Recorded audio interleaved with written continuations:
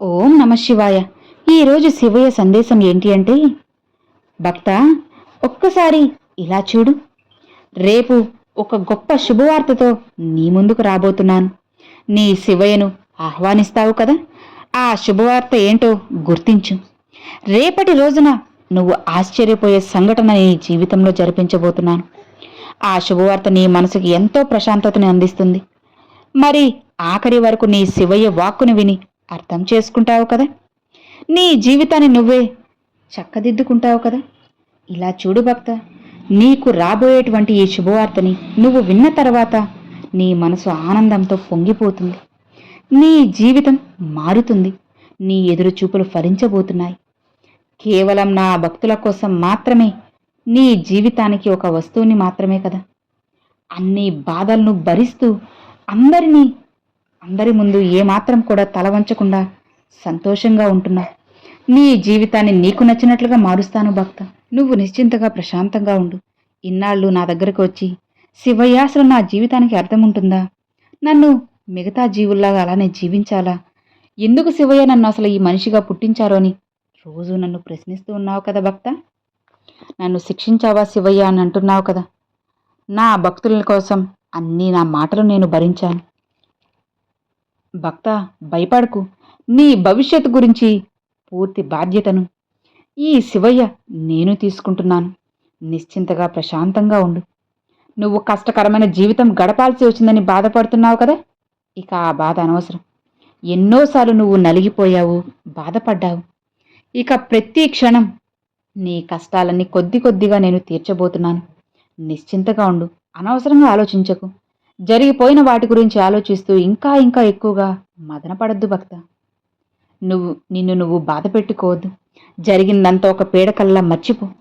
నీకు ఇంకా ఎన్నో ఎన్నో మంచి రోజులు నీ జీవితంలో ఉండాలి. అవి నువ్వు చూడబోతున్నావు. ఇక మరువద్దు. నీ జీవితం ఆనందంగా సంతోషంగా ఉండేలా ఈ శివయ్య నేను చేయబోతున్నాను. ఇంతటితో నీ జీవితం ముగిసిపోయిందని చెప్పి నిరాశపడకు. అలాంటి భ్రమతో అస్సలు ఉండకు. కష్టాలు కన్నీరు ఎవ్వరికీ శాశ్వతం కాదు. ఏది వచ్చినా సరే అది కొంతకాలం మాత్రమే ఉంటుంది భక్త. వాళ్ళ పాపకర్మలు తొలగిపోయిన తర్వాత మాయమైపోతాయి. అవి మనతో ఉన్న క్రమంలోనే మనల్ని ఎక్కువగా నిరాశకు గురిచేసేలా చేస్తాయి. మనం ఏ పని చేయకుండా అవి అడ్డుగా తెరగా నిలబడి ఉంటాయి. వాటిని చూసి నువ్వు ఎంతో భయపడిపోతున్నావు కదా, అల్లాడిపోతున్నావు కదా. అందుకే నిన్ను అవి అంతలా భయపెడుతూ ఉన్నాయి. ఏం జరిగినా సరే విధిరాత అని చెప్పి నువ్వు తెలుసుకో. అంతా నీ మంచి కోసమే జరగబోతుంది అని అనుకో. అంతా శుభమే జరుగుతూ ఉంటుంది. భయపడుకు భక్త. నువ్వు కొన్ని ఊహించని విధంగా మార్పులు నీ జీవితంలో చోటు చేసుకోబోతున్నాయి. కాబట్టి ఇంతటితో నీ జీవితం ముగిసిపోయిందని ఒక నిర్ధారణకు రావద్దు. జరగబోయే మార్పులు నీకు తెలియదు. మంచి మంచి క్షణాలు అన్నీ కూడా నేను నీకు సరిచేస్తాను. ఏ విషయంలో కూడా నీకు స్పష్టత లేదు కదా. అసలు నీ భవిష్యత్తులో ఏం జరగబోతుంది, అసలు ఇప్పుడు జీవితంలో ఏం జరుగుతుందో కూడా నీకు తెలియదు కదా. అందుకే కదా అలా చూస్తూ ఉన్నా. సరే, ఈ సర్వాంతర్యామైనటువంటి ఈ శివయ్య ఈరోజు నీకు ఈ సందర్భంగా ఈ మాటను చెబుతున్నాను. ఈ సందేశం ద్వారా, ఈ శివయ్య వాక్కు ద్వారా నీ మనసుకి ఊరట కలిగించబోతున్నాను, ప్రశాంతత ఇవ్వబోతున్నాను. కేవలం నిన్ను అసహనానికి గురి చేసే సంఘటనలు, సమస్యలు అన్నీ కూడా పక్కన పెట్టి జరిగిన వాటిని, జరగబోయే వాటిని తలుచుకొని అదే పనిగా ఆలోచిస్తూ నిన్ను నువ్వు కష్టపెట్టుకోకు. ఒక మాయలో నువ్వు చిక్కుకొని ఉన్నావు కదా. ఆ మాయ నుండి నువ్వు బయటికి రా. ఈ సమయంలో అంతా నువ్వు ఈ శివయ్య ఒడిలో ఉన్నట్లుగా ఊహించుకుంటూ ఉండు. అలానే ఈ శివయ్య ఒడిలో గడుపుతూ మంచి మంచి భక్తి గీతాలను, శివయ్య నామాన్ని స్మరిస్తూ ఉండు.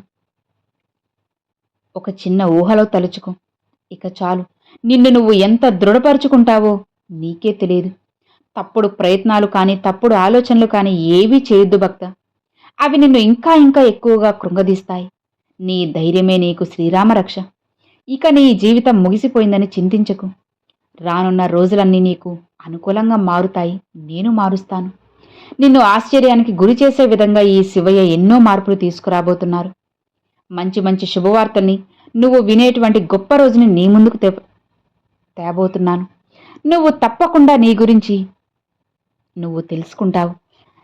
నా భక్తులు ఎప్పుడు సంతోషంగా ఉండాలనేది ఈ శివయ్య ఆజ్ఞ. అందుకే నీకోసంగా ఈ సందేశాన్ని తీసుకొచ్చేశాను భక్త. ఇక నువ్వు భయపడాల్సిన అవసరం లేదు, బాధపడాల్సిన అవసరం అంతకన్నా లేదు. నీ జీవితాన్ని నేను చక్కదిద్దుతాను అని మాటిచ్చేశాను కదా. నిశ్చింతగా ఉన్నావంటే నీ జీవితంలో రేపటి రోజున గొప్ప శుభవార్తను నువ్వు వింటావు భక్త.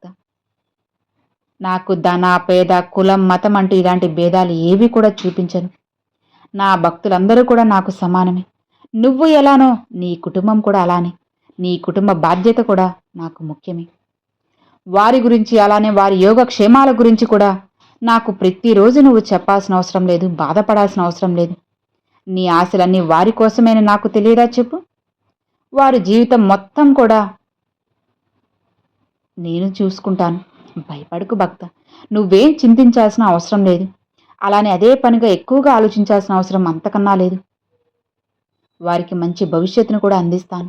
అలానే నా పూర్తి సహాయం కూడా దొరికేలా చేస్తాను. ఇక ఇప్పటి నుంచి వాళ్ళకి అన్ని విలువలు తెలిసేలా చేస్తాను. అన్ని విషయాలు చెప్పాలి. ఎవరు ఏంటి అనేది తెలుసుకునేలా అన్ని విషయాల గురించి కూడా నేను తెలియజేస్తాను. ఇక నువ్వు భయపడాల్సిన పని లేదు భక్త. నీ జీవితాన్ని నువ్వు సంతోషంగా ప్రశాంతంగా జీవించే రోజులు వచ్చేశాయి. అన్నీ కూడా ఈ శివయ్య స్వయంగా నేను నీకు అందించబోతున్నాను. నీ జీవితంలో పూర్తి చీకటిని పారద్రోలి నీ జీవితాన్ని నీకు నచ్చినట్లుగా సంతోషంగా చేయబోతున్నాను భక్త. నువ్వు నిశ్చింతగా ప్రశాంతంగా ఉన్నావంటే నీ శివయ్య నీకైన జీవితాన్ని అందించేస్తున్నాను. సంతోషంగా ఉంటావు కదా, ఇక ప్రశాంతంగా ఉండు అని ఈరోజు శివయ్య ఈ సందేశం అండి. సో విన్నారు కదండి, ఈరోజు శివయ్య పంపిన ఈ సందేశం మీ అందరికి నచ్చింది, అర్థమైంది అని అనుకుంటున్నాను. నచ్చితే ఒక చిన్న లైక్ చేయండి, మరికొంతమంది మీ ఫ్రెండ్స్ అండ్ ఫ్యామిలీస్కి షేర్ చేయండి. ఫస్ట్గా మన ఛానల్ చూసేవాళ్ళు సబ్స్క్రైబ్ చేసి సపోర్ట్ చేయండి ఫ్రెండ్స్. Thanks for watching. ఓం నమ శివాయ. శివాయ నమః.